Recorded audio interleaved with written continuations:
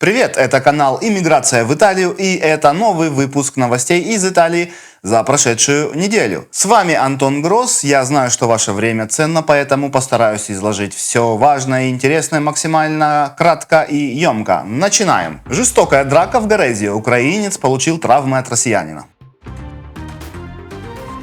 В минувшую пятницу в итальянском городе Горесио в провинции Кунео произошла драка между двумя мужчинами, гражданином Украины и гражданином России. По сообщениям, причиной конфликта стало то, что мужчины не смогли договориться о разделе заработной платы, что привлекло к ссоре. Сообщается, что драка не была вызвана какими-либо идеологическими причинами. Мужчины начали спорить, и словесная перепалка переросла в драку. Гражданин России ударил украинца тупым предметом по голове, причинив ему травмы.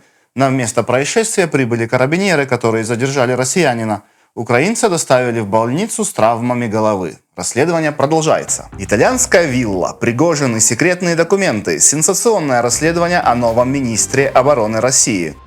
Центр досье. Фонд Михаила Ходорковского обнаружил секретные бумаги, свидетельствующие о том, что недавно назначенный министр обороны России Андрей Белоусов владел виллой в известном среди богатых россиян и украинцев курорте Форте-дей-Марми. В этом же курорте владеет виллой президент Украины Зеленский. В документах также указывается, что Белоусов дружил с Евгением Пригожиным, основателем группы «Вагнер». В итальянских земельных кадастрах нет записей о собственности Белоусова в Форте-дей-Марми, но документы и электронные письма, полученные досье центром, указывают на его попытку продать виллу за 660 тысяч евро. По неизвестным причинам Белоусов, недавно поставленный вместо Сергея Шойгу на пост главы Минобороны, который в то время занимал должность помощника Путина по экономике, решил продать эту недвижимость в 2018 году и оценил виллу в 660 тысяч евро с возможной скидкой в 60 тысяч из-за срочности продажи, неясно почему. Кроме того, досье-центр обнаружил, что Белоусов положил 600 тысяч евро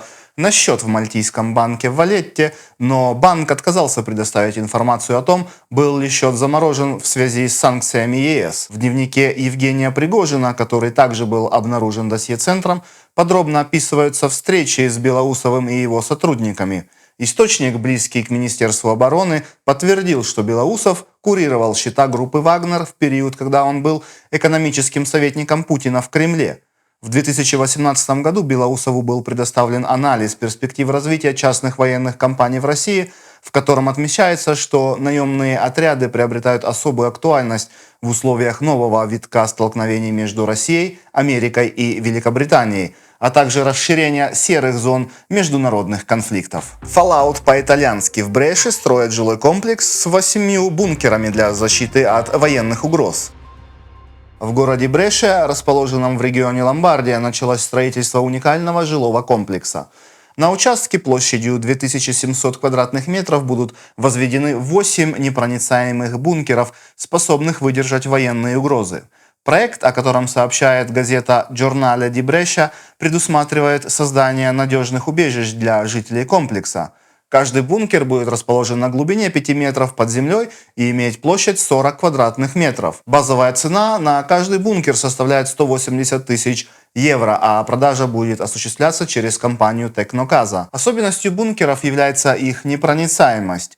Толщина железобетонных стен каждого убежища составит 60 сантиметров. Вход в бункеры будет обеспечен бронированными дверьми из стали и железобетона, вес которых составляет 1000 килограмм. Двери будут усилены противовзрывными клапанами, расположенными рядом с системой фильтрации воздуха. Каждый бункер будет рассчитан на проживание до 5 человек. Внутри будут оборудованы все необходимые удобства для комфортного проживания в случае военной угрозы. Строительство деревни с бункерами в Бреше стало ответом на растущую потребность в надежных убежищах в условиях нестабильной международной обстановки. Отчет ЕС. Италия сократила потребление газа на 17% в период августа 2022 года по январь 2024 года и является лидером по установке солнечных батарей. В период с августа 2022 года по январь 2024 года Италия сократила потребление газа на 17%, что несколько ниже среднего показателя по ЕС 18%, но выше целевого показателя по сокращению запросов в целом по ЕС 15%. Об этом сообщает Еврокомиссия в докладе, посвященном Италии, в котором она подводит итоги 2 лет развития энергетического плана REPowerEU, предложенного Брюсселем 18 мая 2024 года в разгар энергетического кризиса, вызванного войной в Украине. В документе напоминается, что исторически страна была одной из самых зависимых от российского газа. В 2021 году около 40% поставок осуществлялось из Москвы. В 2022 году Италии удалось существенно снизить зависимость до 19%, а к 2025 году она намерена отказаться от российского ископаемого топлива полностью. Италия является одним из ведущих рынков частных технологий в Европе, где расположено значительное количество солнечных и ветряных электростанций. С точки зрения производственных мощностей, более 22% фотоэлектрических панелей, установленных в зданиях, произведены в Италии. Вот так ЕС оценивает деятельность Италии в области фотовольтаики. По мнению Брюсселя, Италия входит в число 2 ведущих производителей фотоэлектричества в ЕС. Летние распродажи 2024 года в Италии начнутся 6 июля.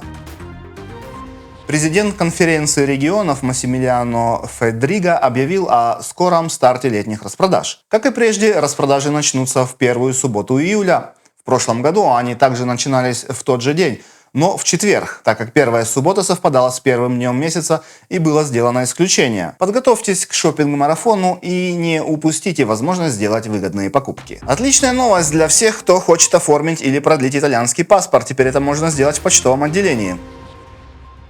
Услуга станет доступна с июля 2024 года и будет постепенно внедряться по всей Италии, охватывая как крупные, так и маленькие населенные пункты. Об этом сообщил генеральный директор Poste Italiane Джузеппе Ласко после встречи с министром внутренних дел Матео Пьянтедози, посвященной ходу реализации проекта Poste Italiane Polis. Оформление паспортов в почтовых отделениях будет постепенно охватывать отделения по всей Италии без различия между маленькими и крупными городами, сказал Джузеппе Ласко.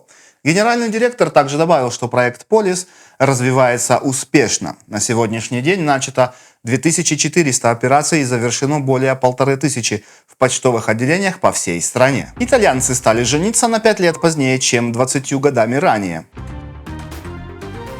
У современных молодых людей переход во взрослую жизнь становится все более затяжным.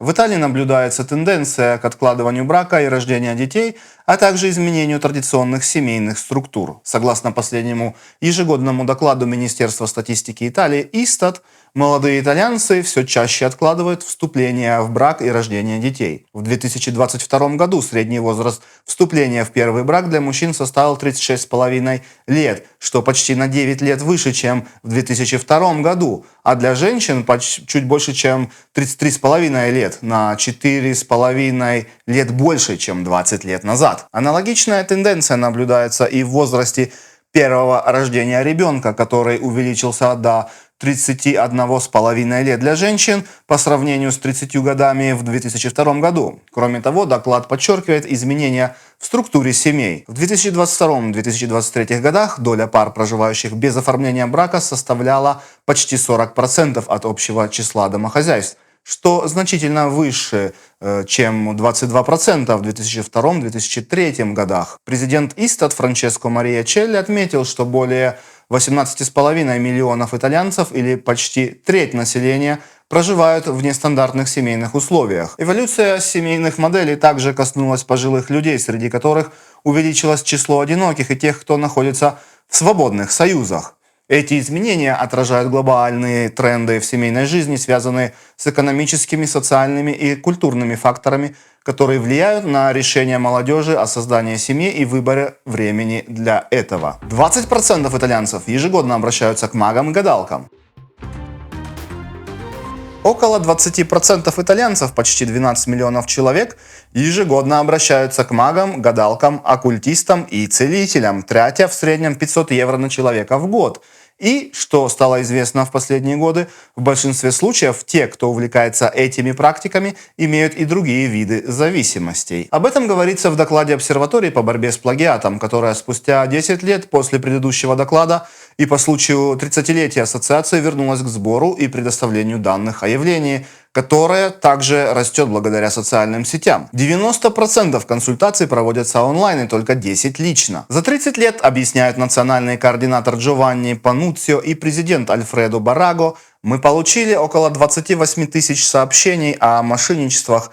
В год мы собираем около 1000, почти все анонимные, но количество незаявленных случаев гораздо больше. И легкость, с которой социальные сети позволяют подойти к человеку и узнать о нем все, делают это явление еще более масштабным. Согласно отчету, при средних годовых затратах в 500 евро на одного клиента, общий годовой доход магов и оккультистов составляет 6 миллиардов, из которых 5,5 миллиарда приходится на телефонные или онлайн-консультации. Что касается клиентуры, то 68% женщины, и, как отмечается в отчете, когда они сталкиваются с возможным мошенничествами, угрозами, обходом, сексуальными ритуалами, злоупотреблением врачебной профессии и психическими манипуляциями, то только 3% жертв подают жалобу. Явление имеет огромные масштабы. Только в Пьемонте насчитывается 1200 магов, провидцев, целителей, медиумов с 85 тысячами клиентов и ежегодными расходами в 50 тысяч евро на консультации. Секретарша осуждена за кражу 800 тысяч евро из компании. За 13 лет она купила себе дом, машину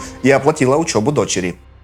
Она купила дом, затем машину для себя и своего мужа и даже оплатила учебу дочери в университете.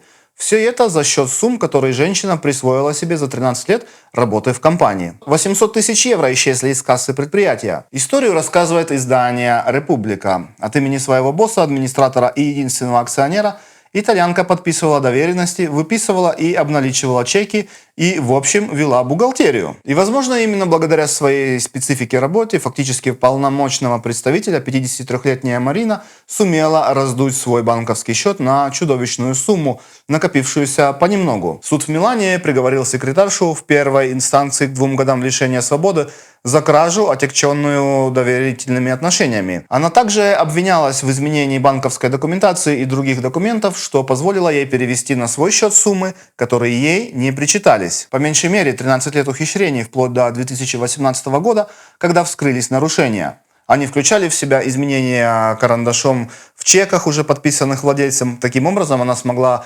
прикарманить более 115 тысяч евро. Выдачу переводов на имя компании ее мужа и банковские траты в пользу третьих лиц, на которых она сама составила поддельную подпись владельца. Следователи считают, что хищению денег из компании каким-то образом способствовало длительное невнимание к операциям сотрудников банка BPM, в котором был открыт счет владельца. DOP и EGP постановление против имитации вступило в силу. Более строгие меры защиты географических указаний начали действие 13 мая, вступлением в силу положения о географических указаниях в Италии, текст которого был опубликован 23 апреля в Европейском официальном журнале. Согласно новому регламенту, для вина, алкогольных напитков и сельскохозяйственной продукции будет прекращена регистрация названий, которые идентичны или напоминают названия DOP и EGP, как в случае с хорватским вином Prosecco, напоминающим итальянское Prosecco, или кипрским бальзамическим уксусом. В соответствии с постановлением, которое регулирует всю качественную продукцию на европейском уровне, на этикетке продукта с защищенным наименованием места происхождения DOP или защищенным географическим указанием EGP будут обязательно указываться имя производителя, чтобы гарантировать максимальную прозрачность для потребителей. Постановление также содержит меры по защите географических указаний в интернете и расширению возможностей производителя за счет упрощения процесса регистрации EGP. Реформа европейской системы обозначений происхождения защищает, как напомнил Колдиретти в процессе утверждения, первенство Италии в Европейском Союзе с 892 признанными продуктами, включая продукты питания, вина и спиртные напитки, стоимость которых составляет более 20 миллиардов евро, а в цепочке поставок занято 890 тысяч человек. В Риме побывал первый Tesla Cybertruck. Первый электрический пикап Cybertruck от компании Tesla был выставлен в Риме. Он побывал в столице 5 дней, демонстрируясь в разных локациях. Это необычный автомобиль, больше похожий на реквизит из фильма о Джеймсе Бонде, чем на обычный пикап, сразу же привлек внимание римлян, проезжающих по мосту Мальвио. Присутствие Cybertruck в Риме – часть масштабного тура по Европе, призванного прощупать почву перед возможным, но маловероятным запуском продаж на Старом континенте. Итальянская премьера Cybertruck состоялась на фестивале Motor Valley Fest в Модене, и после Рима он отправился в Милан. Несмотря на фурор, вызванный Cybertruck в Риме, его покупка для жителей Италии, скорее всего, станет недостижимой мечтой. Неопределимые трудности с гомологацией конструкции из стального сплава и другие технические ограничения, а также ограниченный спрос на подобный тип автомобиля делают его продажу в ЕС практически невозможной. К тому же циклопические размеры и высота цены от $90 тысяч США вряд ли найдут отклик у европейских покупателей. А если вы не можете позволить себе Cybertruck, то купите простую Моку, и она будет вам напоминать этот восхитительный автомобиль. 65% молодых итальянцев настроены проевропейски. В рамках подготовки к предстоящим европейским выборам редакционный проект Scomodo провел обширное исследование среди молодежи Италии. Анкетирование, поддержанное фондом Фридриха Эберта, охватило около 10 тысяч человек в возрасте до 35 лет и также включало анализ более 250 тысяч постов в социальных сетях и новостных агентствах. Результаты исследования показали, что 65% молодых итальянцев выражают поддержку или сильную поддержку Европейскому Союзу. Более того, 53% респондентов считают выходом Италии из ЕС ужасным событием, что, по словам директора исследовательского проекта Джакомо Строппа, свидетельствует о понимании негативных последствий Brexit для Великобритании. Чувство европейской идентичности также проявляется в том, что 40% молодых итальянцев видят себя одновременно итальянцами и европейцами. Однако доверие к политическим институтам, как национальным, так и европейским, остается на низком уровне. 39% опрошенных заявили, что не доверяют ни одному из них. Среди основных проблем, тревожащих молодежь, выделяются изменения климата, рост цен и психическое здоровье. При этом свобода передвижения остается одной из наиболее ценных преимуществ ЕС для молодежи, опережая демократию и социальное обеспечение. Более того, 73% респондентов считают, что ЕС должен заключать соглашения только с теми странами, которые уважают права человека, подчеркивая важность защиты этих ценностей на глобальном уровне. Аэропорт Фьюмичино, управляемый компанией АДР, запустил новую услугу регистрации и доставки багажа на вокзале Термини в Риме. Теперь пассажиры, вылетающие на рейсах ITA Airways, смогут зарегистрироваться и сдать свой ручной багаж на вокзале Термини за 3,5 часа до вылета, а затем получить его непосредственно в аэропорту назначения. Эта услуга, названная «Аэропорт в городе», позволяет путешественникам наслаждаться последними часами своего пребывания в Риме без необходимости беспокоиться о багаже. Эта новая услуга стала возможной благодаря сотрудничеству АДР, ITA Airways и компании Oasis, которая обладает опытом работы в сфере вне аэропортовой регистрации. В будущем другие авиакомпании также могут присоединиться к этой услуге. АДР также предоставила новую платформу для бронирования авиабилетов, которая позволяет путешественникам со всего мира найти и приобрести лучшие билеты, а также остановиться в Риме, чтобы насладиться красотами столицы. Эта платформа направлена на дальнейшее продвижение туристического потока в Рим и Италию. В Анконе обнаружен почтовый вексель 1961 года на 1000 лир. Сегодня его стоимость составляет 40 тысяч евро. 71-летний Стельвио Орчани, бывший пожарный из Анконы, недавно обнаружил почтовый вексель на 1000 лир, выпущенный в 1961 году, среди семейных сувениров и старой энциклопедии, которой он пользовался в детстве. Это открытие может стать для него настоящим сокровищем. Орчани, который сейчас живет в Ниграрди-Вальполичелло, провинция Вероны, рассказывает о своем открытии. Это было 7 декабря. Я приехал к матери в Анкону, в дом, где жил в детстве. Наводя порядок в старом книжном шкафу, я открыл один из томов очень старой энциклопедии, и оттуда выпал этот почтовый вексель. Далее Орчани обратился в ассоциацию Just Italia, которая занимается правами потребителей и оценкой старых документов. Консультант ассоциации оценил стоимость векселя в 41 тысячу евро. Орчани, который проработал 42 года пожарным, уже 6 лет на пенсии, он говорит: получить эти 41 тысячу евро было бы для меня большой удачей, но в худшем случае я помещу вексель в рамку и повешу на стену, ведь это продукт 61 года. Не забывайте подписаться на наш канал, чтобы быть в курсе самых важных и интересных новостей из Италии. Поддержите канал лайком и комментарием. Нам очень важна ваша поддержка, ведь именно она помогает нам создавать качественный контент и оперативно сообщать вам все самое актуальное.